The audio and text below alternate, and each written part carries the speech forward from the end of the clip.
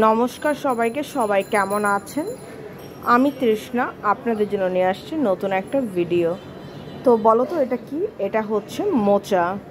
তো আজকে আমি বানাবো মোচার ঘন্ট। তো মোচার ঘন্ট বানানোর জন্য মোচাটাকে কেটে ধুয়ে পরিষ্কার করে নেওয়া হয়েছে।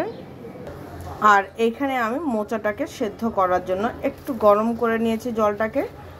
এখন আমি মোচাটাকে একটু ভালো করে সেদ্ধ করে নেব। মোচাটা সেদ্ধ হওয়ার সাথে সাথে এখানে আমি একটা আলুও সেদ্ধ করে নেব। তো চলো আগে এটাকে আমি সেদ্ধ করে নিই। দেখো মোচাটা কিন্তু খুব সুন্দর মতন সেদ্ধ করে নিয়েছি, আর এর যে কষটা সেটাও কিন্তু বের হয়ে গেছে। তো চলো এখন এটাকে নামিয়ে নেই। তো কড়াইতে দেখো আমি কিন্তু তেলটা গরম করতে বসিয়ে দিয়েছি। এর মধ্যে দিয়ে দেবো একটা শুকনো লঙ্কা, দিয়ে দেবো একটা তেজপাতা,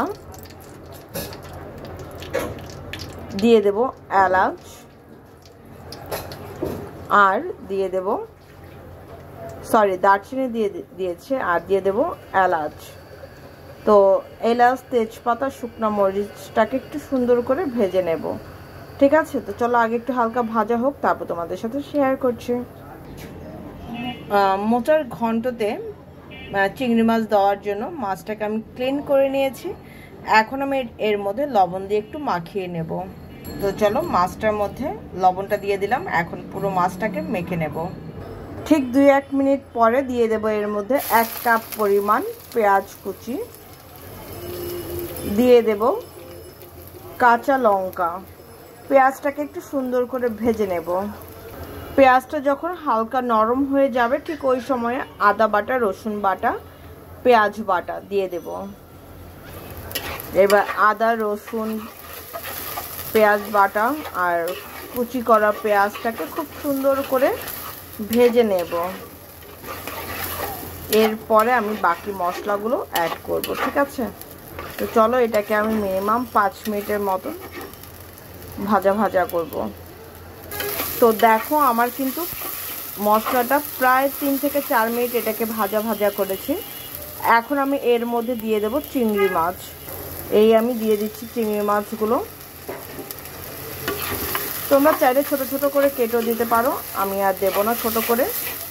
তো চলো মশলার সাথে এটাকে মিক্স করে দিলাম। আর এখন আমি বাকি মশলাগুলো অ্যাড করব। দিয়ে দেব হলুদ গুঁড়া,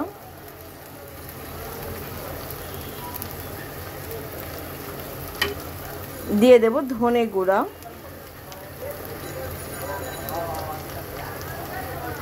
দিয়ে দেব জিরার গুঁড়া।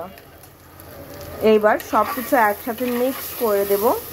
মিক্স করার পর 2 থেকে 3 মিনিট এটাকে একটু সুন্দর করে ভাজা ভাজা করব। তো চলো 2-3 মিনিট পর শেয়ার করছি।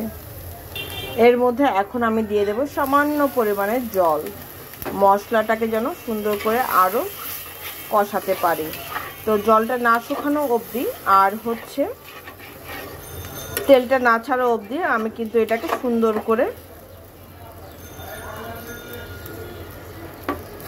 কষিয়ে নেব। তো চলো এখন আমি এটাকে ঢেকে দেই। তো দেখো আমার কিন্তু খুব সুন্দর করে মশলাটা কষানো হয়ে গেছে। ঠিক এই সময়ে আমি দিয়ে দেব মোচাটাকে, মোচার আলুটাকে দিয়ে দিলাম। আমি কিন্তু কোনো লবণ দেইনি এখন পর্যন্ত। দিয়ে দিলাম আমি স্বাদ অনুযায়ী লবণ। লবণটা দেওয়ার পর এইবার সুন্দর করে মিক্স করে দেব।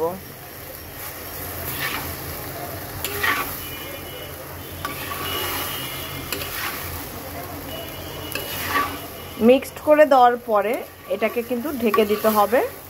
খুব সুন্দর করে কম আঁচে এটাকে রান্না করতে হবে।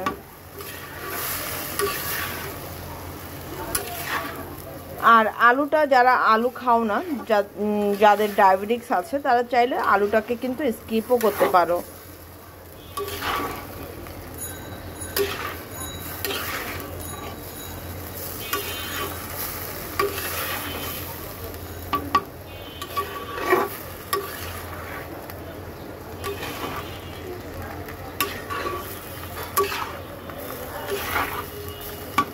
তো চলো খুব সুন্দর করে মিক্স করা হয়ে গেছে মশলার সাথে। এখন আমি এটাকে ঢেকে দেব।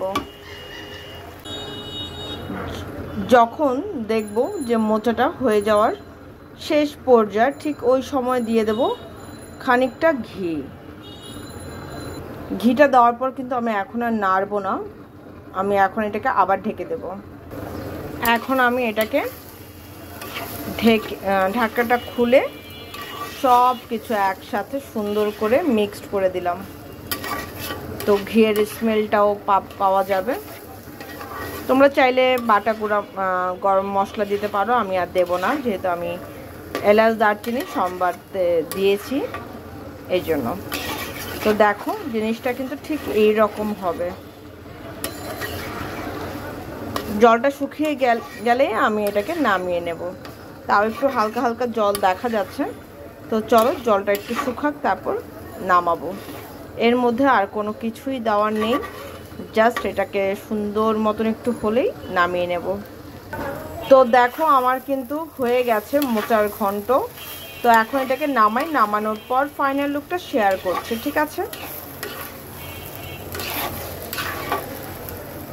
তো চলো। তো এই হচ্ছে আমার মোচার ঘন্ট, কেমন রান্না করলাম চিংড়ি মাছ দিয়ে মোচার ঘন্ট। যদি ভালো লেগে থাকে তাহলে প্লিজ একটা লাইক করতে ভুলো না, আর পুরো ভিডিওটা দেখার পরে কমেন্টস করো যে আমি আদৌ ঠিকভাবে রান্না করতে পারলাম কি পারলাম না, ঠিক আছে? তো আজকের জন্য এই পর্যন্ত। সবাই ভালো থেকো, সুস্থ থেকো, আমার জন্য আশীর্বাদ করো, আমি যেন ভালো থেকে সুস্থ থেকে তোমাদের জন্য এরকম নিত্য নতুন ভিডিও আনতে পারি, ঠিক আছে? So tata.